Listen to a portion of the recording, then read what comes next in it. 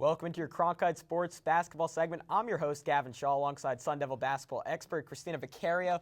And it was a heartbreaking loss for the Sun Devils, 87-85 to Texas in the second round of the NCAA tournament. Kristina, what were your observations or just general thoughts on the game?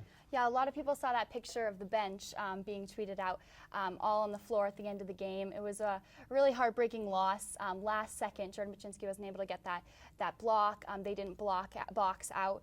It was really heartbreaking to see that team who had tried so hard throughout the entire game to keep up with Texas. They went on some great runs, had some good spouts, clutch plays, but when you're not playing 100% of the time in the NCAA, it's not gonna turn out well, and that's where you saw Texas edging them out in the end. Right, you just referenced it. Going into the game, ASU thought the problem was going to be rebounding, but the Sun Devils actually out-rebounded Texas 32-30, and it was really just intensity. There were a lot of times where ASU made runs early in the first half and at the end of the game where they got back from a big deficit, but they just couldn't sustain them. They never really took a big lead throughout the game.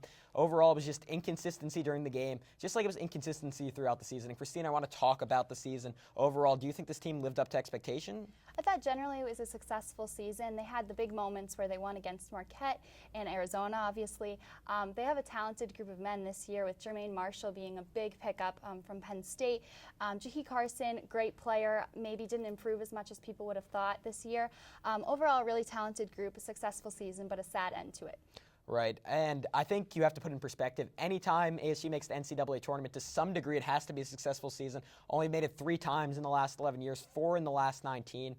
But for the Sun Devils, I think they had higher expectations for this season. There was so much talent. This was arguably Herb Sendik's deepest team, a group of seniors led by Jahi Carson, a once-in-a-generation recruit, or at least that's how he was hyped. And I think ultimately ASU didn't live up to those expectations, and it was somewhat of a disappointment. Right, and we'll see how that shapes up next year with a new group.